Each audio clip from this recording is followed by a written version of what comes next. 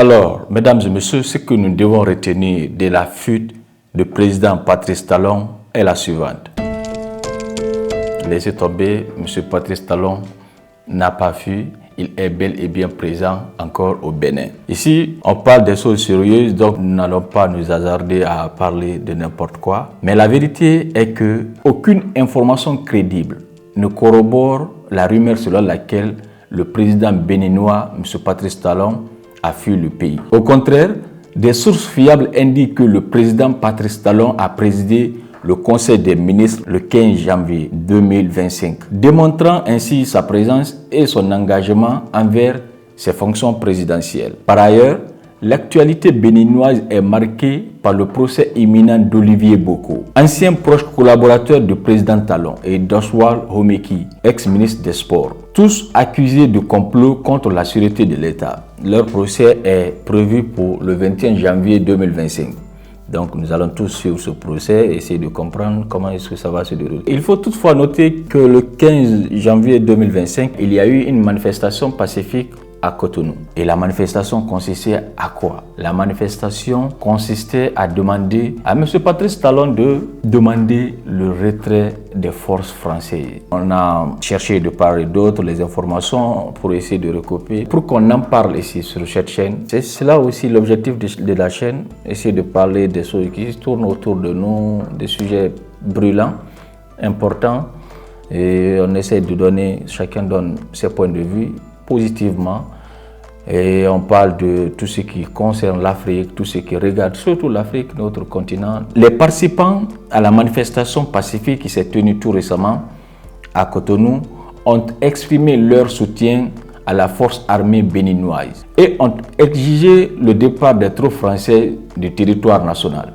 c'est-à-dire de quitter le sol béninois. C'est tout à fait normal. Et c'est la lutte qui est menée ces derniers temps partout en Afrique.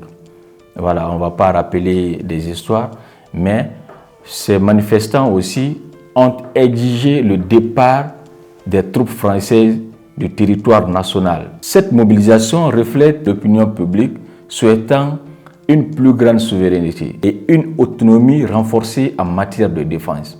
Alors, on l'a dit, on le dit toujours, une armée qui n'est pas libre dans un pays, ça veut dire que ce pays-là même n'est pas libre. Parce que quand elles sont pas de liberté, c'est quand on est capable de se défendre soi-même. Mais à partir du moment que pour se défendre, il faut demander l'avis des autres, on n'est pas encore libre. Et je pense que ces manifestants ont bien fait de soutenir cette cause-là. C'est tout à fait raisonnable, je pense. Et voilà. Vous pouvez aussi donner vos avis dans les commentaires. C'est aussi cela la beauté d'un débat autour d'un sujet. Dans le cadre du départ des troupes françaises, il y a un désaccord entre le Bénin et le Niger. Et ce désaccord, ça a commencé au moment de l'embargo de la CEDEAO contre le Niger, mais ça s'est étendu et c'est devenu un problème de défense. Ok? Alors, il y a ce que le général Tiani a dit concernant le Bénin.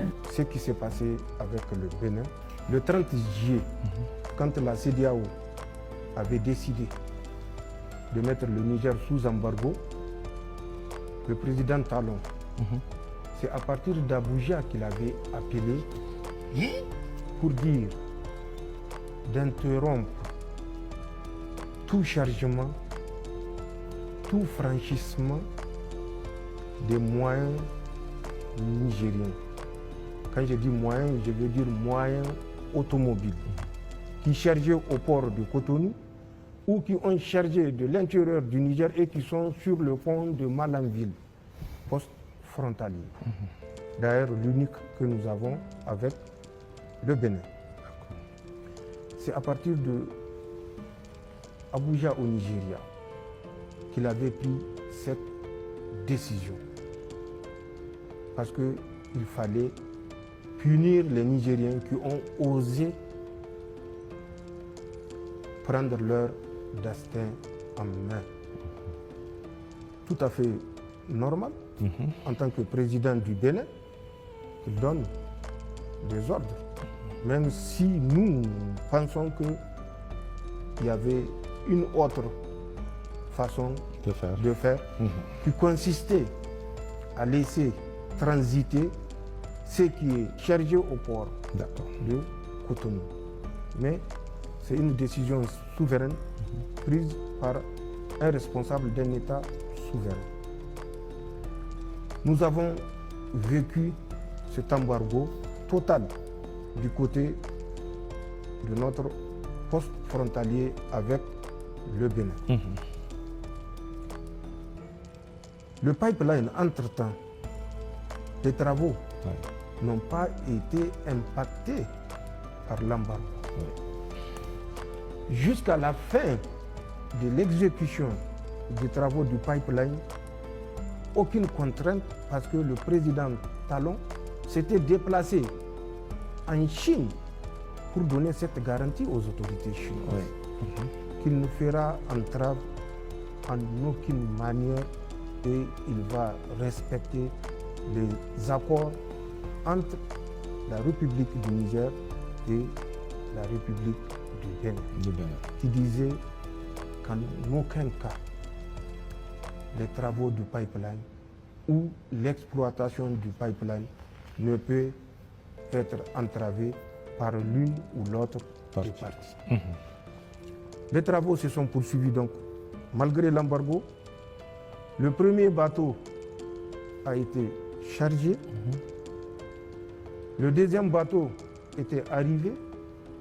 Le président Talon s'est rappelé tout d'un coup que le Niger, entre-temps, la CEDEAO ayant levé l'embargo, le Niger a refusé d'ouvrir sa frontière. La frontière, oui. Quand ils ont fermé la frontière, nous avons acté. Nous ne sommes pas intervenus pour dire que le président Talon a mal agi. Quand il va de notre sécurité, sachant ce que nous savions et que nous savons toujours, de ce qui s'est tramé au Bénin, à travers justement les agents de la DGSE française au Bénin, quand les gens parlent de base, il n'y a pas de base, mais une action de déstabilisation subversive ne se mène pas avec des troupes conventionnelles. Sinon, ça ne serait pas une action subversive. La subversion, les gars n'ont qu'à consulter le dictionnaire. Que veut dire, en termes littéraires, la subversion? Sans parler du domaine des spécialistes. Que veut dire la subversion? Donc, le fait de dire qu'il n'y a pas de base, c'est des camps avancés pour lutter contre le terrorisme. Mais nous savons ce que nous savons. Nous savons ce qui s'est passé au Bénin. Au Bénin, automatiquement, je vous ai dit, après la décision de la CEDEAO, le président Talon a pris la mesure et la responsabilité sur lui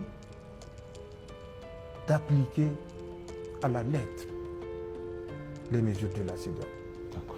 C'est un État souverain, je l'ai dit. Il est libre de faire ce qu'il veut. Mais qu'on nous laisse également cette liberté de protéger notre pays. Nous savons déjà le 25 du mois d'août 2023, la France avait loué 3 hélicoptères Super Puma auprès d'une société qui s'appelle Elenka, d'une nationalité que je tairai.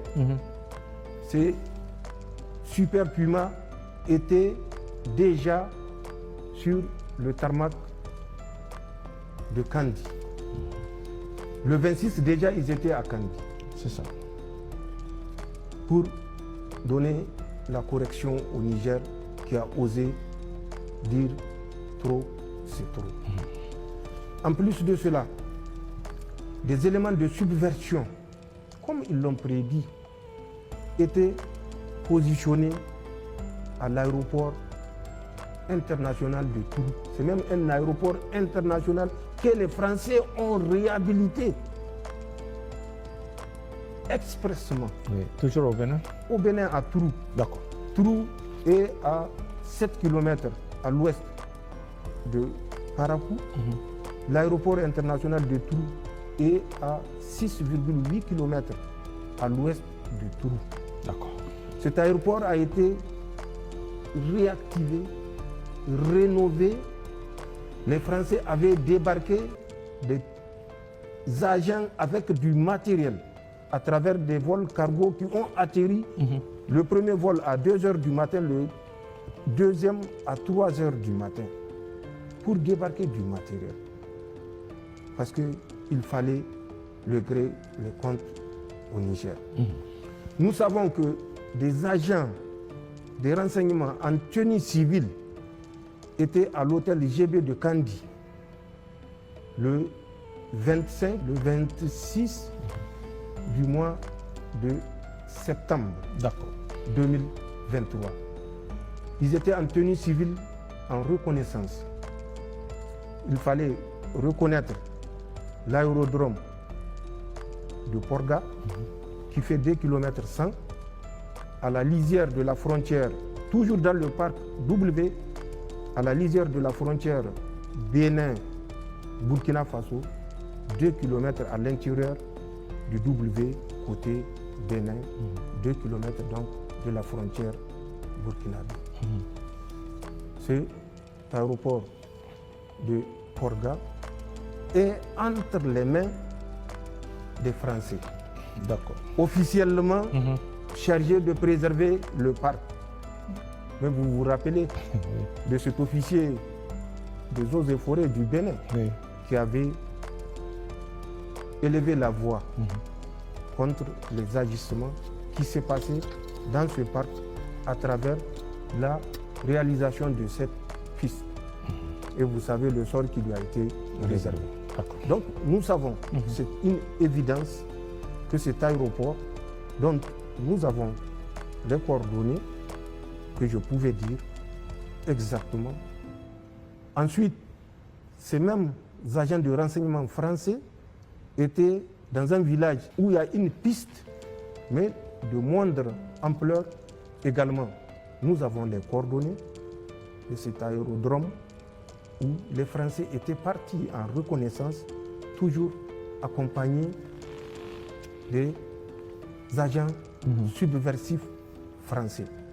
Nous savons que l'école normale de Kandi est occupée par ces agents subversifs français où ils avaient évolué avec 10 Toyota Hilux, une matriculation civile, notamment de l'administration béninoise.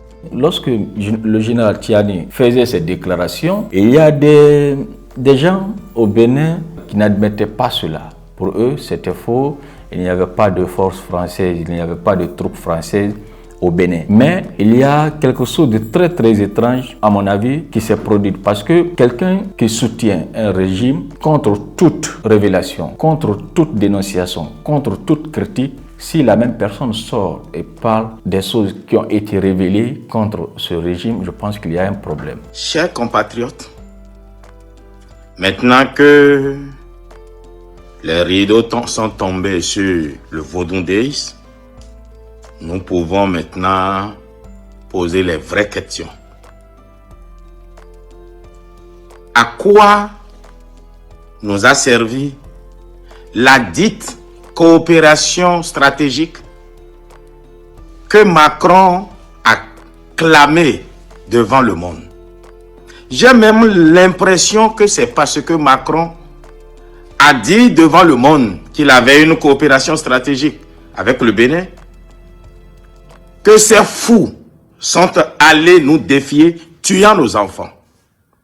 C'est pourquoi, au nom du défensorat du peuple béninois et à mon nom personnel, je réclame que le Bénin mette fin à la coopération militaire avec la France. Elle ne nous sert à rien. La seule fois qu'elle aurait pu servir, elle n'a servi à rien. Car la coopération que le Bénin a avec la France n'est pas une coopération de soldats au sol. C'est une coopération stratégique, comme dit Macron. Renseignements et autres. Mais à quoi ça a servi? nous devons nous prendre en charge. Nous devons savoir que c'est nous qui sommes en danger. Diantre, au fait, ce que font les terroristes dans le Sahel, en quoi ça menace la France qui est à combien de kilomètres de nous? Mais nous, nos enfants meurent. Nos populations sont tuées. Je vous le dis, je réclame au nom du défensorat du peuple béninois, au nom du peuple béninois souverain, que le Bénin mette fin à toute coopération militaire avec la France. À imaginer qu'on ait même de coopération stratégique, comme le dit Macron. Est-ce que c'est sur les réseaux sociaux que ce garçon irait en parler? Maintenant que la coopération a été questionnée, ça a donné quel résultat? Nos enfants assassinés. Sans que personne n'ait su. Les terroristes se sont baladés dans ce campement de chasseurs que nous appelons pompeusement base militaire avancée. Et la coopération stratégique avec la France nous a servi à quoi? Rien du tout. Moi, je suis Katabiojo, Cheoure Boukoukmi, président de l'Alliance Iroko. Soutien indéfectible du président Patrice Talon. Mais cela ne m'empêche pas d'exiger du Bénin de mettre fin à cette coopération stratégique avec la France qui n'a pas fonctionné, qui n'a pas donné de résultats, qui ne se justifie pas aujourd'hui. Je demande aussi que sur tous les fronts où on a des soldats qui ont moins de 10 ans, 15 ans d'opérationnel militaire, qu'on les rapatrie et qu'on envoie des anciens. Finalement, à mon avis, donne raison au général Tiani. Oui, c'est vrai, il faut l'avouer. Après, M. Patrice Talon a profité d'une sortie pour, je dirais, pour se moquer du général Tiani. Mais après, on dirait que les choses sont en train de lui rattraper. Quelqu'un qui te soutient ou quelqu'un qui te soutenait hier sort pour affirmer ou confirmer ce que les autres disent sur toi. Je pense que c'est la conclusion. C'est fini cette vidéo, mesdames et messieurs. Pensez à vous abonner. On parle des sujets très pertinents, des sujets qui stimulent la réflexion, qui défient la connaissance aussi. Donc, pensez à vous abonner, à activer la cloche de notification. On se reprend dans une autre vidéo. S'il plaît à Dieu, le Tout-Puissant.